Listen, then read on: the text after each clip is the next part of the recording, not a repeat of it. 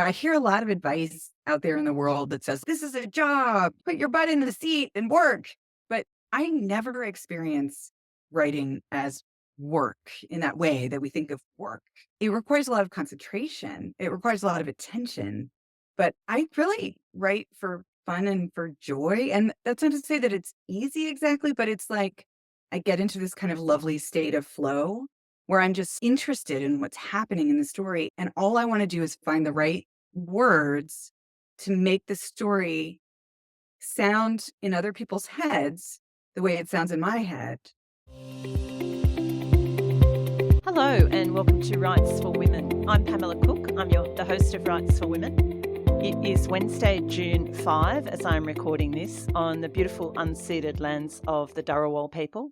And I am just popping in to do a little quick intro on this week's episode, which is a chat between Maya Linnell and US author Katherine Center. Now, many of you will know Maya, of course. She is a fabulous best-selling author of Australian rural romance. Maya has a brand new book out herself. Both these authors have a new release, and Maya's is Wallaby Lane, which came out just yesterday. And it's the second book in her second series of books set in fabulous small country towns in Australia. Maya always nails the whole community aspect of living in a country town. In this story, we have Jack and Lauren. Lauren is a budding radio presenter, and Jack is a town cop, new to the town, coming from the city. So, of course, there's going to be fireworks there, and each of them has their own issues that they're dealing with and their own things that they're managing within the community of Penwarra. There's a one-eyed goat and a galah named Gary, and for anybody who has read Maya's books, you're going to love it, but for anybody who is new to rural romance, Maya is the go-to person there, so make sure that you find that in your local bookstore and definitely online, which is out now. Katherine Center, our guest this week, also has a brand new book called The Rom-Commers, and I'm not going to tell you anything about that because I'll leave that to Maya and Katherine. But what I wanted to just talk about very quickly is how I was really pleased when I listened to this interview about how well it followed on from my recent episode on 5 reasons to keep writing when you're feeling down about publishing. I just want to also give a shout out to everybody who has contacted me over the last week. I have had more response to that episode than I've had to any episode previously in terms of the messages and emails that I've received. I'm so glad that what I said in that episode resonated with you. We talk a lot about getting published here on Writes for Women, but sometimes the whole emotional side of what happens when you can't find a publisher or what happens when you get rejected isn't so widely spoken about, which is why I wanted to address that in this podcast. If you haven't listened to that and you are a writer, I would highly recommend listening to that because it's obviously resonated with a lot of writers out there. So thank you to everybody who is getting in touch with me about that. As I was saying, this episode with Maya and Katherine follows on so beautifully from that because Katherine is all about the joy of writing. She just absolutely loves writing. She loves the whole experience. And just listening to her is an inspiring experience. It definitely made me want to read her books. I'm going to race out and buy The Rom-Commers this week when it comes out. And I'm sure that it will inspire you as well, whether you're into writing rom-com or not, whether you're into reading it or not. It's always fun read. So highly recommend that you do. So I really hope that you enjoyed this chat between Maya and Katherine. I'll put all the links in the show notes at the end. And of course, if you are enjoying the episodes, it would be great if you could do a rating or review wherever it is that you listen to the podcast. And it's also available via the writes4women.com website in both audio and video each week. We do have a YouTube channel and you get to watch the people as they speak. And of course, you can do a rating or review there on YouTube as well. There's so many great episodes in the backlist. There's just so much wisdom there from all the writers that we have interviewed over the years. So don't forget to dip into the backlist and stay tuned because next week I have Lisa Darcy, or Lisa Heidke as she's also known, talking about her body of work and her latest release, The Pact. So Lisa has a wealth of wisdom that she's going to share.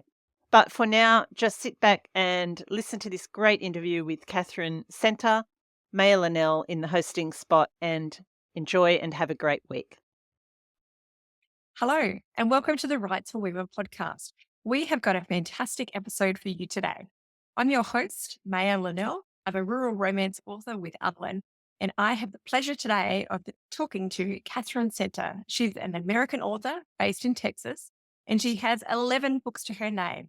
And not just 11 books, but she has multiple instant New York Times bestsellers. Two of her wonderful novels have been converted to movies, and she has the absolute art of making people laugh, cry, and these beautiful, bittersweet endings that are very hopeful and joyous. Now, if you're a regular on the podcast, you'll know that occasionally the lovely host Pamela Cook lets us do these takeovers. And I'm really excited about today's chat. Katherine is a very generous author with her time and her advice. She's got some really wonderful insights into her writing process throughout this conversation.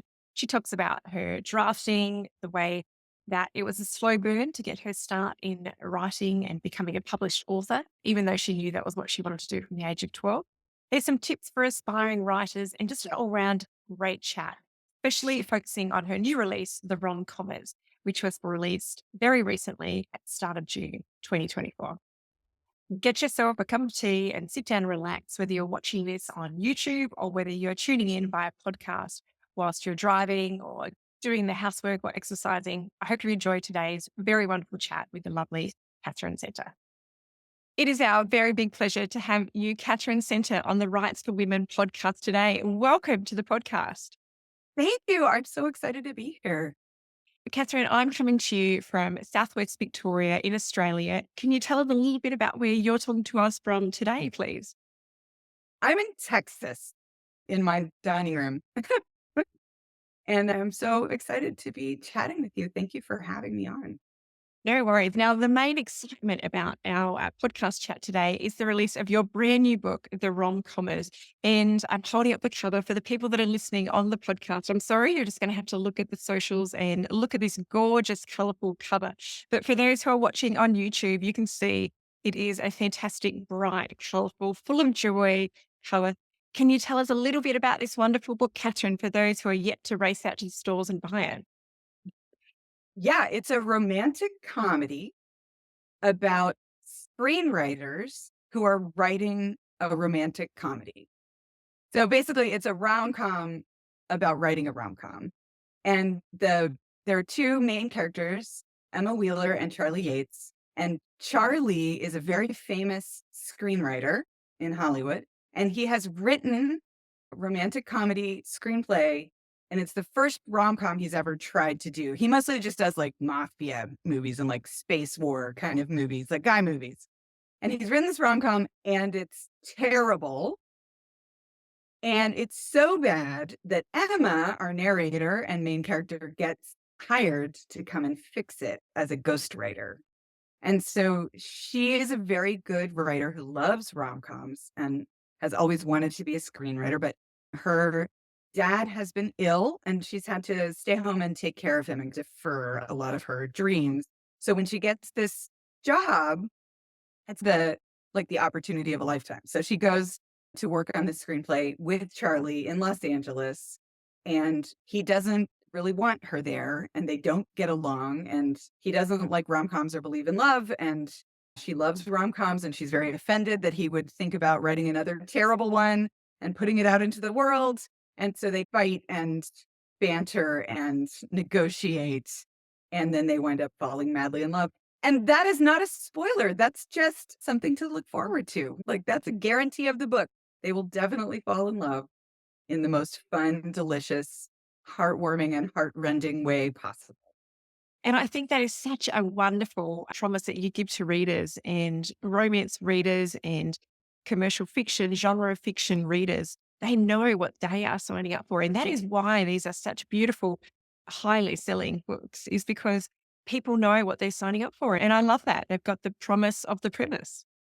I think that guaranteed happy ending that you only get in romance and romantic comedies allows you as a writer to create this very lovely, very blissful sense of anticipation in the reader, because the reader knows that we're working our way towards a happy ending. So no matter what happens on the way, even if we all get thrown into a snake pit by pirates or whatever it is that's going to happen, it's never the depths of despair because you know that you're moving in a positive direction. And I think there's no other story genre that can do that for you in that way. Like it's really special, hopeful, positive, joyful genre of fiction. It allows us all to feel better in a lot of important ways. I the premise of putting more joy on the page. I know that's one of your personal mottos and statements, and you've even got bookmarks and things like that talk about that and artwork. Why was it that you came to adopt that premise, Katherine? So thanks for asking. All my training early on when I was younger was very literary. So I have a master's in fiction writing, which turns out to be a useless degree. Doesn't really qualify you for any jobs, but I did get a master's in fiction. And when I was younger, I wanted to write serious fiction. I wanted to be taken seriously. I wanted to be good, whatever that means. And so I kept things a lot darker when I was younger. And then I've had this kind of very slow evolution that I think of as a process of desnobification, where I've let go of a lot of my early attitudes and assumptions about the relative value of different genres of fiction. And I've come to follow my own compass about what it is that I really love to read. And what I really love to read more than anything else is love stories. And the reason that I love to read them is for this very reason, this building sense of anticipation that they can create because of the sort of parameters of the genre. And slowly over time, as a grown up, letting go of what I thought I was supposed to be writing and giving myself permission to write what I really wanted to write has been very freeing and very joyful. And part of that process has been letting myself read what it is that I wanted to read. And so the more that I've done all of that, the more I found myself talking about that with readers and book clubs, just saying, follow your own compass, give yourself permission to read what you want to, not what you think your high school English teacher would want you to read or what you think your next door neighbor would approve of if they saw the cover of your book. I think there are questions that we are all asking all the time deep in our psyches that we might not even have the words for. We might not even know we're asking those questions. But the books that we're drawn to help us wrestle with those questions and look around for the answers. And so trusting yourself to be your own guide, to take you to the stories that you need to read and the stories that you need to hear allows you to find stories that are really going to resonate in a very deep way, in a very deep, life-changing way. And those are not questions that you can ask with your head. Those are questions you have to ask with your heart. And so I'm always just trying to give people permission to do that. I think for a lot of us, when we went through school, if we loved to read, we wanted to do well in English class, but stories became work instead of play. And they became things that we did for grades and that we got evaluated on. And I think a lot of people I know lost touch with their love of reading and their joy of reading at that moment in life. And kind of some people never got it back. So I'm always trying to encourage people to give themselves permission to read for play, right? And to read for joy and to read for fun and to read the stories that call to them, not the stories that they think they ought to be reading. So that's where I've come down on it. Read for joy is my battle cry for sure. Yeah, I think that's fantastic, Katherine. And I was listening to your wonderful TED talk that you did talking about why boys should read more stories about girls and that building of empathy and really starting early. And it was quite shocking the way that when you actually broke it down and looked at the statistics of the children's books and how many of those books had a male lead character, it was really quite confronting. That's something you're obviously very passionate about. Well, it was something I was thinking about a lot when my kids were younger, and I wanted to encourage everyone to read everyone's books. I think it's very easy to want to read stories about people who are like you because it's in whatever way that is, because it's an easy entry because you already feel like you know how to get into that story.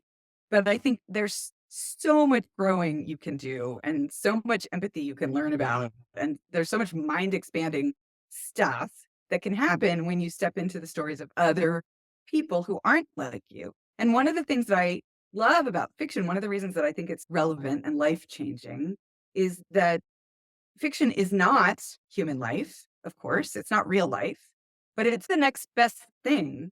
It's very similar to real life. And if the writer of a story is really doing a good job, you step into that story and you're not just like watching those characters from across the room do their thing. You're right in there with them. If the story is really cooking, you're not just like close to them. You like step into their shoes. You basically just like crawl inside their skin and you're experiencing empathy and compassion for those characters in such an intense way that those things feel like they're happening to you, right? You merge with these characters in this way that's really special and that doesn't come along in other areas of human life.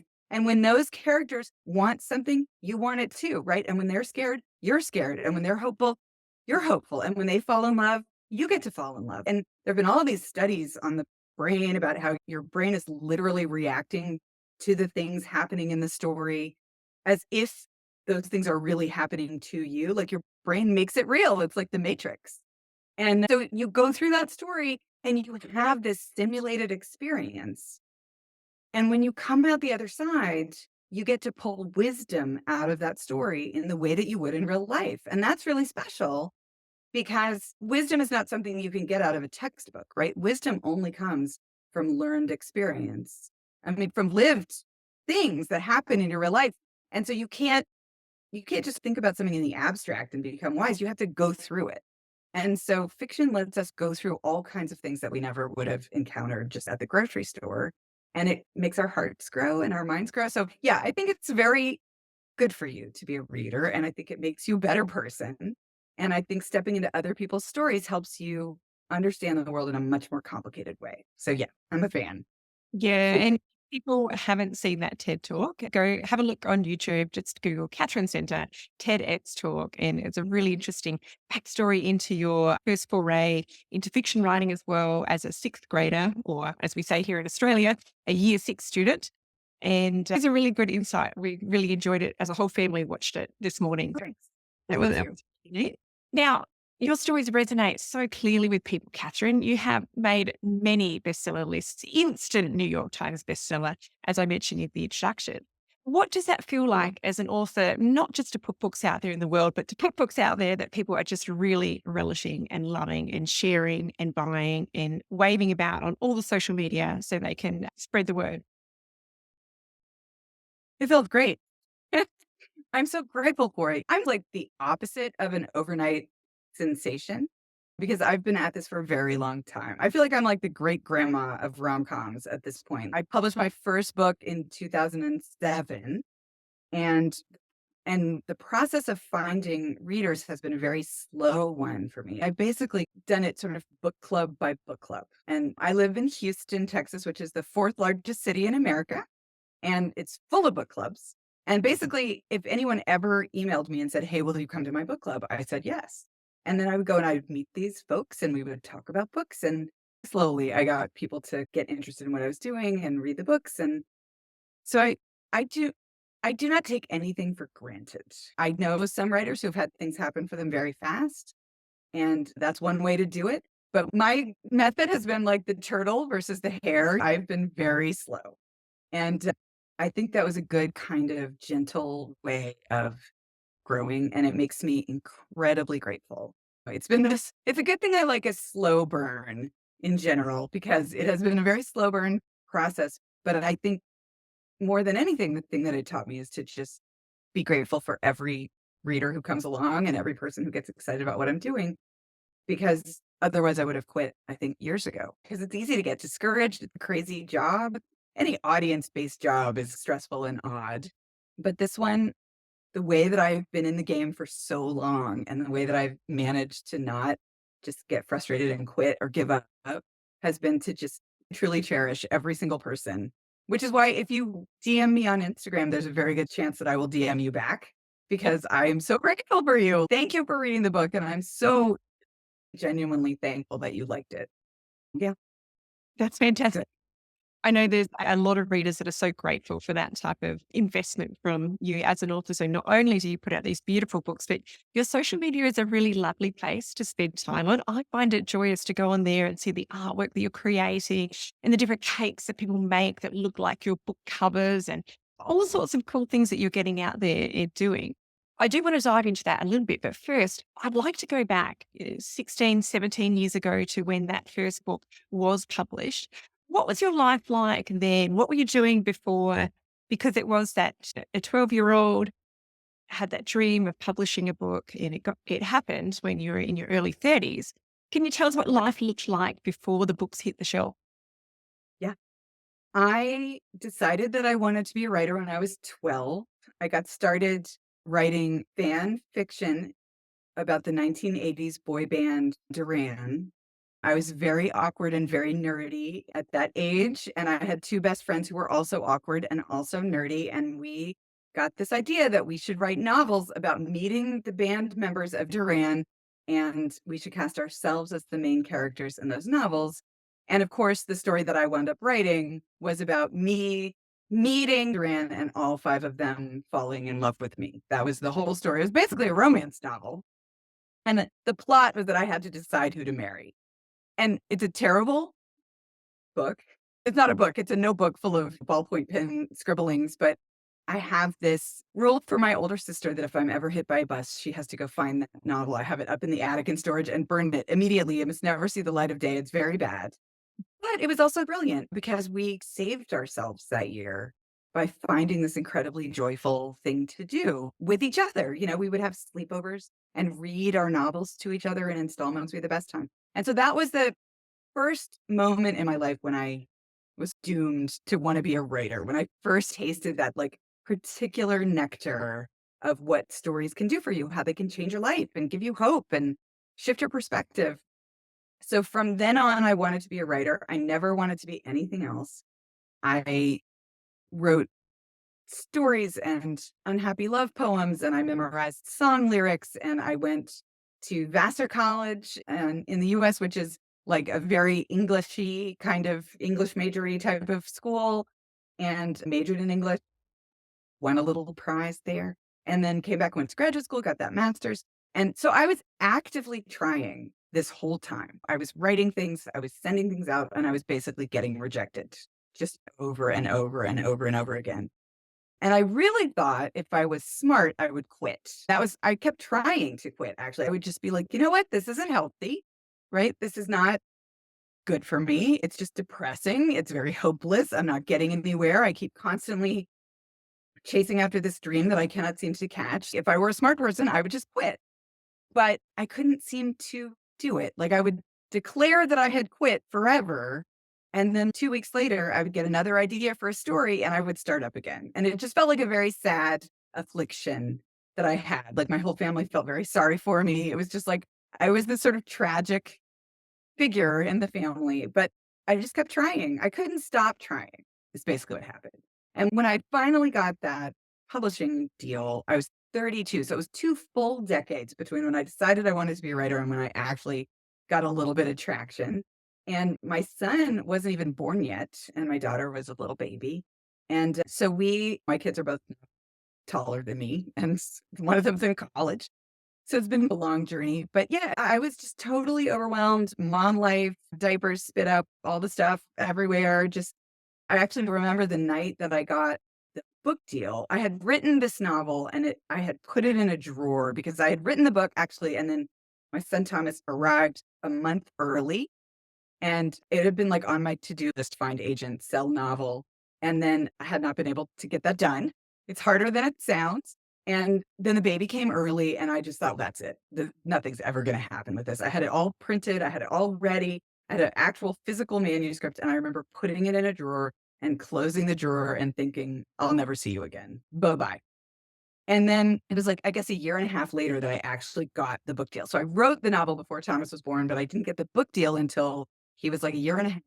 And I ran into a neighbor at the park who was at the park with her kids. And I was at the park with my kids. And she happened to be a published novelist. And she offered to show my stuff to her agent who offered to represent me. And I wound up getting a book deal. But I remember the night that happened, I got a 2-book deal with Random House for my first book. After 2 decades of failure, suddenly, boom, the Cinderella story of suddenly having a book deal with this big publishing house. And I remember I couldn't sleep that night. I was so astonished and I had so much adrenaline from just the fact that it had happened. And I remember walking around my house, like my husband was asleep, the kids were asleep, and I was like flipping lights on and off, just like trying to take it in, wide awake, stepping over Legos. And I remember having this thought, surveyed the living room full of toys, and I thought, my life is never going to be the same. And then the very next morning when I was up at 5:30 with the baby, I was like, oh, you know what? It's going to be exactly the same. It's going to change.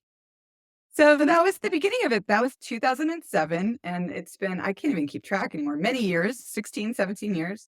And that was a happy ending of all those years of struggling and not getting published. But it was also just the beginning of, once you get published, then you have to find people who are actually like willing to read your books. And that's a whole different set of challenges. I had this idea that we could do it like a telephone tree where like I would ask 3 people to buy it and ask them to ask 3 people to buy it and they could each ask 3 people to buy it. And before we knew it, we'd have the whole world blanketed. That is not how that works. It turns out nobody really wants to read your novel. Everybody's busy. They've got stuff going on. They already have their authors that they like. So it is very hard to talk people into reading your stuff. And it is hard to build an audience. And I just decided to just take it slow and not pressure myself. I had kids to raise. I had laundry to fold, other things to do. So I think it was a good path looking back. Yeah.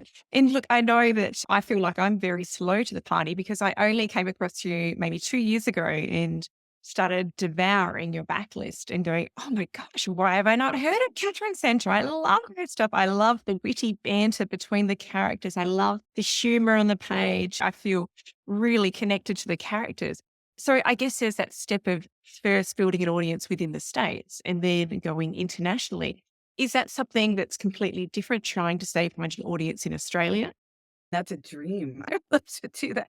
It's the US has been easier to reach because I can travel around. And so I go on a book tour every summer. This summer I'll be on book tour for 3 weeks and I'll go all over the country. And so that makes it a little bit easier. I have a huge number of readers in Texas because I'll just drive all over Texas and go see people. It's very easy to make human connections. I was actually just at a library conference for Texas librarians, and I taught a line dancing class for them. And so it was like 120 Texas librarians in this big room, and we all were dancing and having so much fun together. And that's like a real human connection, which is a little bit harder to make when you're far away. But of course, now that the pandemic is over, I'm desperate to go traveling. This has been like a whole thing with me. I want to go everywhere. I want to see everything. I feel this desperate wanderlust to get out into the world. So maybe I'll get a reason to come and visit. Look, let's hope that we can have a huge Australian crowd when you do come across and visitors and do book tours and talk all about your wonderful stories. Now, touching back on that line dancing, there is, in the rom-coms, there is line dancing. Please tell me, how did that come to be? Oh my gosh. Yeah, that's why I taught the class. It's because of the rom-com. A couple of years ago when my oldest child left for college, I decided to have a midlife crisis. And I decided that part of that was going to be taking up line dancing, which is something I always had wanted to do, but I felt very shy about it. But I also thought that I might be secretly amazing. I thought maybe I'll show up because of all the dancing that I've done in the kitchen while cooking dinner over all these years. I thought maybe I'll be incredible. That could happen. But then I did sign up for a class. I made my daughter, who was home for the summer, come with me. And we got there and I was terrible. I was astonishingly terrible. Everybody in the class felt so sorry for me. It was like a combination of like pity and horror at like how I could possibly be so bad. I couldn't remember anything. I was okay if I could see the instructor. But as soon as we had to turn to face another wall and I couldn't see her anymore, everything would just disappear and I would just be standing there like a lost lamb. It was very humiliating, actually. And after maybe 3 classes or so, I said to my daughter, I'm quitting. This is crazy. Nobody can force you to humiliate yourself at this level in adult life. I'm out. I'm not going to do this anymore. And she actually gave me a talking to. She was like, this is good for you. You're growing as a person. You can't just spend your life doing things that you're already good at. You need to let yourself learn about new things. And you want to do this, you have to stick with it. So I did. And it's been a year and a half that I've been going every Tuesday night to this recreation center and doing line dancing. And I'm still not great. I'm slightly less terrible after a year and a half. I'm never going to win any prizes. They're not going to send me to the Olympics. But as I was doing it, I think any humiliation is good, like fertile ground for comedy. And so I was writing the rom-commers as I was going through this whole process of trying to do these lessons. And I decided to try and stick a line dancing scene into the book. And Emma in the book is very much like me. She secretly thinks she's going to be amazing. And then she gets there and she's terrible. And she is trying to prove to Charlie, the other writer in the story, that line dancing is not romantic and that it's a ridiculous type of dancing to put into a romantic comedy. But then, of course, it winds up being accidentally romantic in all sorts of unexpected ways. It was a really fun scene to write. It is one of my very favorite scenes in the book. And so that's why we did the line dancing lesson together, just to feel that sort of crazy joy that comes from dancing in general, and also doing something as a group. I thought about this a lot during the pandemic. I read about this concept called collective effervescence, which is basically the idea that joy is great, but it's better when you experience it with other people. Joy is amplified when you are experiencing it in a group of other people. And so I thought about that a lot during the line dancing lessons. Whenever I would want to quit or feel humiliated, I would think, no, this is collective effervescence. This is good for you. My joy is being amplified. So yeah, I wanted to put that in there, and I wanted to give people a chance to experience it for themselves. I think especially post-pandemic, it's really good for us to go out there and be together. Yeah. And I think it's a really important thing as a writer. You spend so much time and effort putting your heart and soul onto the page. You're alone a lot of the time at a keyboard. So getting out there and doing some things like that. For me, it's a swimming group. We go in the ocean. It's freezing cold, rain, hail, or shine once a week. And that joy of sharing those moments with people that you haven't otherwise had much to do with, but you've got this collective purpose. And I'm going to tell them all about collective effervescence. It's fantastic. Yeah, it's a helpful framework for thinking about life. It's been a good guide for me. But I promised my daughter, we've listened to quite a few of the audiobooks together when we've been doing road trips, and my mum loves your books as well. So I've been slowly spreading the word here in Australia. And she was delighted to hear that I was interviewing you today and said, please make sure you ask Katherine about using her real life experiences in stories. The particular one that she wanted to talk about was What You Wish For.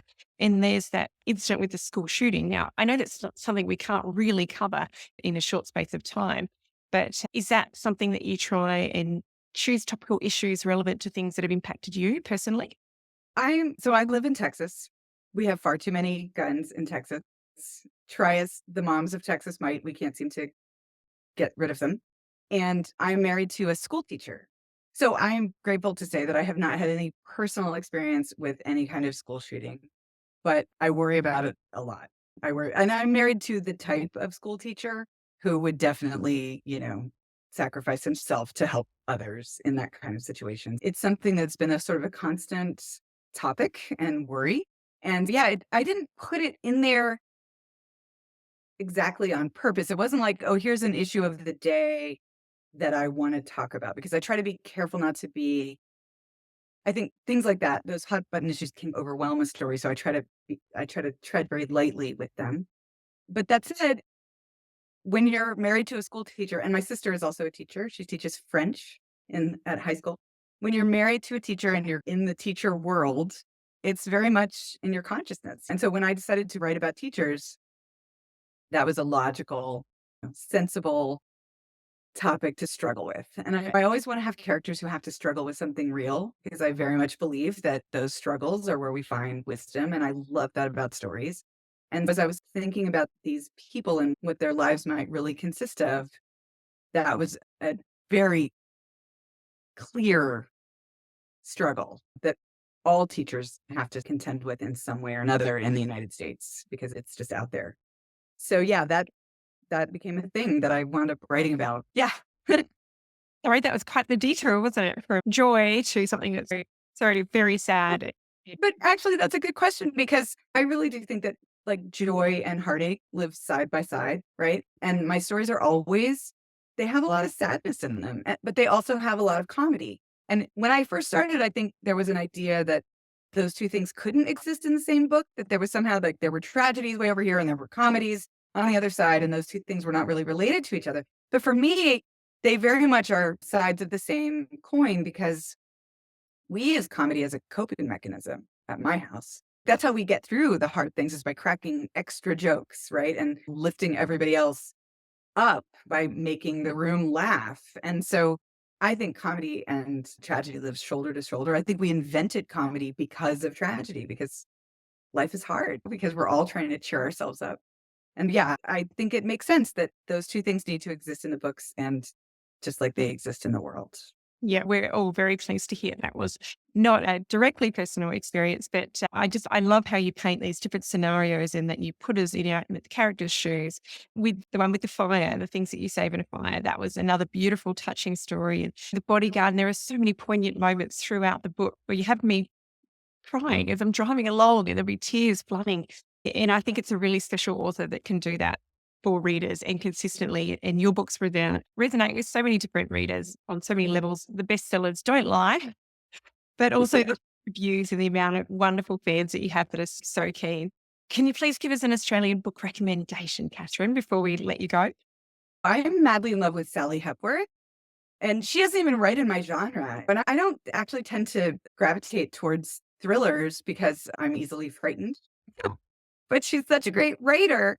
They're such page-turning stories. So I love her. I love Leanne Moriarty. I just wrote a blurb for Rachel Johns, who wrote a book called The Other Bridget, which is a love letter to rom-coms. And then actually I read a book last year that I really loved that was nonfiction by an author named Tabitha Carvin. Oh, yes. And she wrote a book called This Is Not a Book About Benedict Cumberbatch. And I loved that book. I just ate it up. I wanted to just rewind at the end and start over, and I did on audio. I wanted to listen to it again because it was very insightful about how important it is to just love things madly, just jump in and fall in love with all kinds of things in the world, and how nourishing that is for us. So that was a surprise book that I absolutely adored. Can you tell us about what an average day looks like when you're doing a first draft? I think everybody has their own way of doing things, and I think it's really important to honor that, pay attention to it. I hear a lot of advice out there in the world that says, this is a job, put your butt in the seat and work. But I never experience writing as work in that way that we think of work. It requires a lot of concentration. It requires a lot of attention.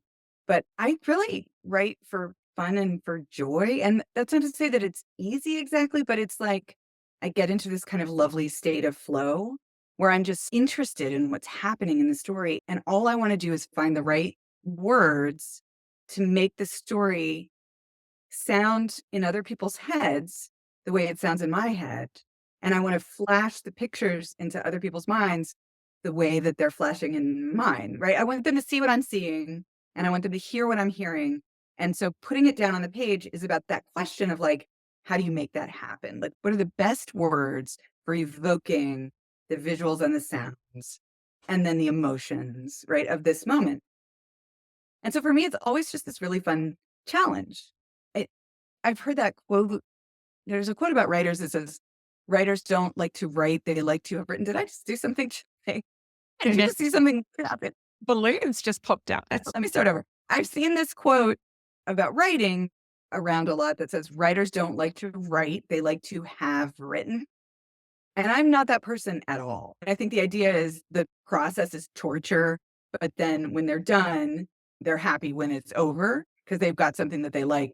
That's not the case for me at all. I like the process. I like thinking about commas and em dashes and what to take out and what to add, where to slow the scene up and linger, where to shrink it down and get through faster. All the editing for me is just, I don't think of editing as self-criticism. I think of it as making things better. And to have a job where you get to just make things better all day is a pretty great job, actually. So I have worked very hard in my life to cultivate like an art of self-encouragement in my writing life, where like I try to notice when I'm getting things right. I try to like enjoy, like when I'm reading back through something I've written, I'll underline stuff that needs to be fixed, but I also make sure to put check marks in the margins if I've written something that's funny or something that's working, or I've used some great word that I'm pleased with. Like I try to notice both. You can't not notice when it's not working. That's part of your job. You have to. But I try to balance it out with, okay, this is funny, or this is beautiful, or this is a great way to say this thing. So that's the way that I keep it balanced and I keep it fun and satisfying. So I'm not just beating myself up as I'm writing. And I think folks who do that are probably not going to last too long because that's not a good feeling. Why would you sign up for that? You've got to make it fun. You've got to find the joy in it, in the process. So I like the process of writing. And as for the sort of specifics of what my sort of mechanics of it are, the whole time I've been writing novels, I've had kids in the house. And I have found that if my children are anywhere in like 100-foot radius, I cannot concentrate on imaginary people. If the real people of the world need me, that's where my attention is. And even if they don't. So what I started doing is leaving town. I would just leave the city. I would find someone who had a vacation home I could borrow, or I would just rent somewhere and go away. And there's an island on the coast of Texas called Galveston Island. And that's where I tend to go to write now. That's what it's settled into.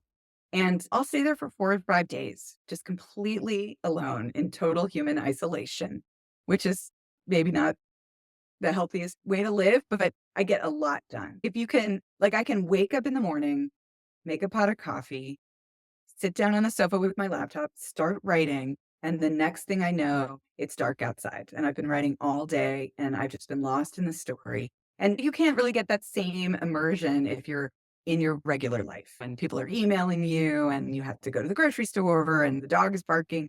I tend to write in bursts. So I'll go for 4 or 5 days and I'll write 60, 80, 100 pages, just depending on how well it's cooking. And then I'll come home and I don't think about the story at all. For 3 weeks, I'll just be being a mom, just getting stuff done, making dinner. And then, but it's never fully gone. It's just cooking back there. But when I come back to it after that break, I have these very fresh eyes for reading the story and I can step to the side and see it in a way that you can't when you're just right up next to it all the time.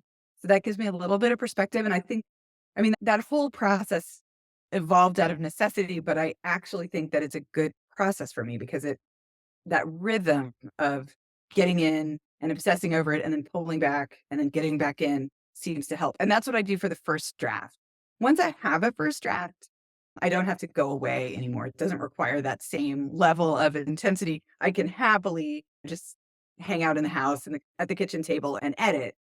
But the hardest part for me is always that very first draft. And I'm usually writing it January through May. I'm actually doing one right now. I'm almost done, where I don't want to lose the thread of it and I don't want to go off in the wrong direction. And I feel urgently eager to get it down on the page, but I also don't want to go too fast because if I go too fast, I might go the wrong way and then regret it and get confused. So I try to sort of balance how fast I'm going. And then it's always a big relief when the basics are down on the page and then I have something to work with and I know that it's basically working and I can go back and play with it and make it even better.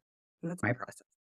And our main audience here on the Writes4Women podcast is writers as well as readers, but mostly writers. And I know there would be a lot of people that would be interested to know, are you an overwriter? Do you do a 120,000 word draft, or are you an underwriter skeleton draft to 80,000 words and then fill it in once you get those bare bones down? Which way do you go? That's a really good question. I tend to write very tightly. I do not overwrite. If I ever am overwriting, something has gone very wrong for me. I tend to write just the kind of the bare bones of what really needs to be there. And then once I know what the story is, that's when I go back in and I puff up the sections that really need to be lingered on and made very 3-dimensional, the sort of most emotionally resonant sections. But I actually was in conversation with Kristen Hanna a couple of years ago when she came to Texas. And I was asking her about her process, and she was saying she really overwrites. She writes much more than she needs. And then she goes and cuts it all back. But I've never done it that way. I always just I don't want anything to be there that doesn't need to be there. Yeah. Everything has to, for me, especially in a first draft, everything needs to be there for a reason. Although sometimes I'll put things in thinking they might turn into something. And then I get to the end and realize they're not turning into something. And so then I'll go back later and take them out because they didn't really need to be there. But yeah, I tend to be very spare. I grew up in the Hemingway, Raymond Carver's school of just keeping it as basic as possible and not getting too off course if possible. Fair enough. And what about advice for writers that are just starting out on their journey back when you were first most published? If there's something that you wish that someone had told you, someone that had bestsellers to their names, who had their novels turned into movies like you had? Oh, I have so much advice. How many hours do we have? Yeah, I've had lots of years to think about all this. Two things I would say I've already said, but I'll say them again. One is to really be kind to yourself as a writer. Really try to notice when you're getting things right and celebrate that with yourself. I think the art of self-encouragement is so crucial for anybody who is doing anything creative or audience-based. You just have to have that. You have to be your own audience in some way. Of course, the real people also exist out there, but there needs to be this little cheering section that you've got that's just you, where you're like, yes, this is great. This is working. Because you have to encourage yourself or you're not going to do it. So that's a big thing. The thing that's gotten me through all these years is doubling down on gratitude. Just even when things weren't working out the way that I wanted to, even when I wasn't getting things I thought I wanted to have, I've had many disappointments, so many more disappointments and failures than wins over all these years. And my way of navigating that and coping with it was just to say, I am grateful to get to be here at all. I get to spend my life thinking about stories and writing stories. Like, how lucky am I? And even if I can't get a book contract next year and I have to give it all up, I will be grateful that I got to do it at all. That's not an easy emotional place to dwell in, but that's where I've tried to be. I've worked really hard to just be grateful that this is my life. So those are my two big things. I would also say try as much as you can to not pay attention to what's going on with other writers around you. I know that sounds weird, but you can, it's a job where the ground is always shifting under your feet. Other people get things you thought you wanted. There's a lot of stuff like that, and it can make you really miserable. And so you just need to focus on do your thing. There's actually a great Tina Fey quote, and it's do your thing and don't care if they like it, which I love. But yeah, just do your thing and cheer for other people. Just be excited for other people and just be excited to be you and get to do your thing. These are very hard things to do. They're easy to say and hard to do. But I think those are the things that insulate you from a lot of the misery that can come in a job where there's really no stability. It's not like you go to law school and you get your degree and then you're a lawyer, done. Writing any kind of creative job, you're always moving towards a disappearing finishing line. You never really know when you've made it. You never know when you're done. And so you have to learn to be happy with where you are and just grateful to be where you are. And I really agree with that, celebrating other authors as well. Comparison is the thief of joy. And if you can cheer everyone on, a rising tide lifts all boats. So I feel if we can cheer on other authors, I think it's such a wonderful thing to do. And you do a great job of it too. I've seen so many different people on your socials, their books I've found through following your socials. And it's a lovely, beautiful circle, isn't it? Yeah. Yeah. It's good for you and it's fun and it's good for the world. Wonderful. So. Now, I always like to finish on a very important question that Pamela asks all of her guests on the Writes for Women podcast. And that is, Katherine Center, can you please tell us what is at the heart of your writing?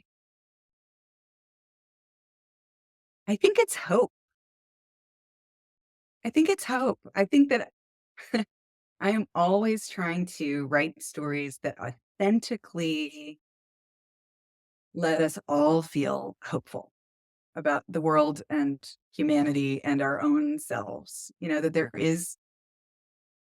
I think I'm always trying to write about characters who find some way, despite all the hardships and griefs and sorrows of life, to become the best versions of themselves, right? And to do the right thing and to be brave and to be kind. And I need that. I personally need that. That's why I keep going back to these stories. I just don't have any interest in stories about serial killers. I just don't, because I so badly am looking for stories that are uplifting and generative and hopeful.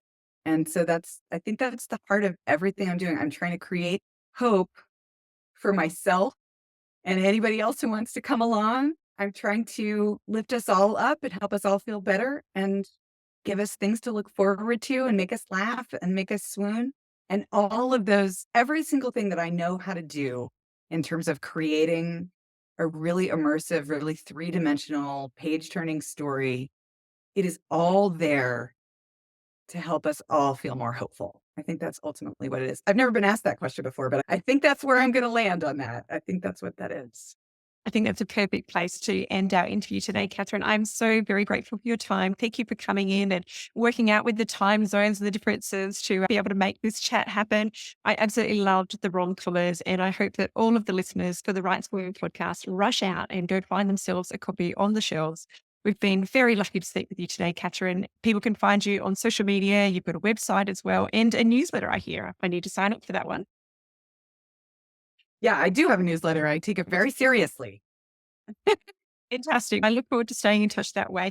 Thanks very much to Pamela Cook for letting us do this takeover on the Writes4Women podcast. So many great episodes and interviews with other authors that you can find on there. Thank you very much to everyone for tuning in today and listening, whether you're watching it on YouTube or whether you're listening to the podcast while you're out exercising or walking the dog. Wishing you many happy books and lots of great more books coming from you, hopefully, Katherine. We look forward to them. Thank you so much. That was such a joy. I had so much fun talking with you.